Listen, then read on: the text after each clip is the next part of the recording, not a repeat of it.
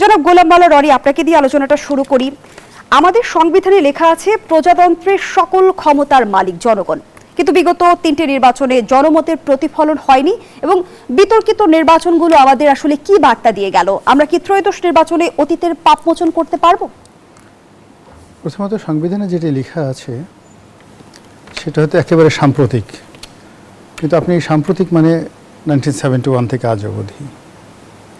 আপনি যদি এর আগে আরও হাজার হাজার বছর পূর্বে চলে যান, সেই মহেঞ্জোদারো হরপ্পা সভ্যতার সেই জমানাতে, ঠিক সেই সময়টাতেও জনগণ সর্বময় ক্ষমতার অধিকারী ছিল।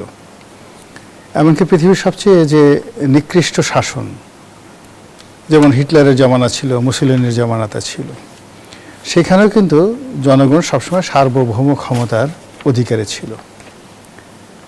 আপনার যে ক্ষমতা আছে এটা মানুষ বুঝবে কি করে? প্রথমত হলো যে আপনার যদি ক্ষমতা থাকে, লোকজন আপনাকে মুগ্ধ করার চেষ্টা করবে অথবা আপনাকে ভয় করবে, অ্যাভয়েড করার চেষ্টা করবে। এখানে যারা স্বৈরশাসক হন কিংবা গণতান্ত্রিক হন, তাদের মূল টার্গেট থাকে জনগণ, কখনো খুশি করার জন্য, কখনো তাদেরকে ভয় দেখিয়ে মূলত নিজেদের আধিপত্য বিস্তার করার জন্য, এবং যাদেরকে আপনি ভয় দেখাতে চান মূলত তাদেরকে আপনি শক্তিশালী বা সার্বভৌম মনে করেন। এটা হলো এই যে আমাদের সংবিধানে যে কথা আছে, জনগণ সার্বভৌম ক্ষমতার অধিকারী। তিনটি নির্বাচনে মূলত আসলে এখানে জনগণের ক্ষমতার প্রশ্ন নয়, মূল ব্যাপার হলো যে আপনি যদি কারোর সঙ্গে প্রতারণা করেন, কাউকে ঠকান, কারোর সঙ্গে ধোঁকাবাজি করেন, সেই দায় দায়িত্ব আপনার।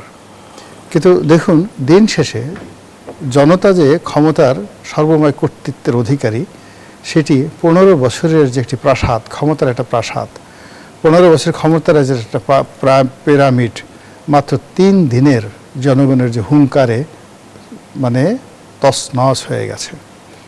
এবং এখনও দেখুন, যারা গত 17 মাস ধরে আছে, তারা গত 15 বছরে তারা যা করেছে, ওই 15 বছরের সকল কৌশলগুলোকে একত্র করে আলু ভর্তা বানিয়ে এই গত 17 মাসে জনগণের মাথায় সেই আলু ভর্তার কাঁঠাল ভাঙার চেষ্টা করেছে। এবং এই জনগণ অতীতের সেই যে অভিজ্ঞতা থেকে দেখুন, যে কোনো সময় যে কোনো মুহূর্তে ফুঁসে উঠতে পারে।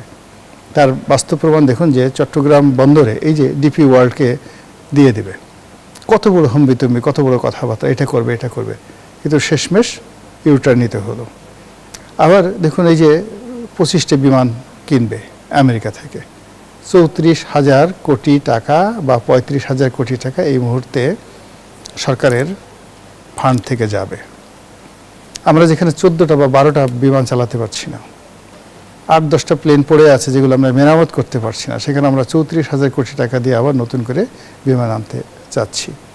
তো এই যে যা কিছু করা হচ্ছে, মূলত এখানে জনগণের নাম বিক্রি করে নিজেদের যে অভীষ্ট লক্ষ্য, অর্থনীতি হতে পারে, রাজনীতি হতে পারে, পিঠ বাঁচানো হতে পারে, হোয়াট এভার মেবি, তারা যে কাজগুলো করছে, এই প্রত্যেকটা কাজ কিন্তু জনগণ কগনিজেন্সি নিচ্ছে।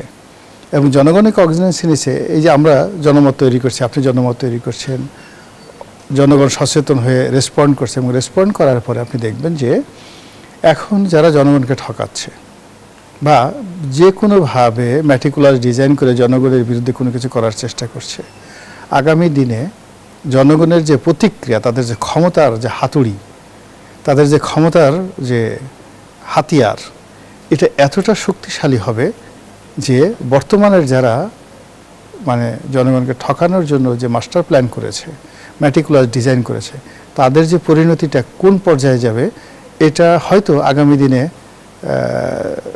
যারা এই ক্ষমতাচ্যুত হবেন আর অতীতে যারা ক্ষমতাচ্যুত হয়েছেন, তারা দুই পক্ষ একত্র হলে কপাল ঘষাঘষি করে তারা হয়তো প্রমাণ করবেন যে কার কপালে কত বেশি দুর্ভোগ, কিন্তু শেষমেশ জনতার বিজয়ী অনিবার্য। অসংখ্য ধন্যবাদ জানাচ্ছি জনাব গোলাম মাওলা রনি।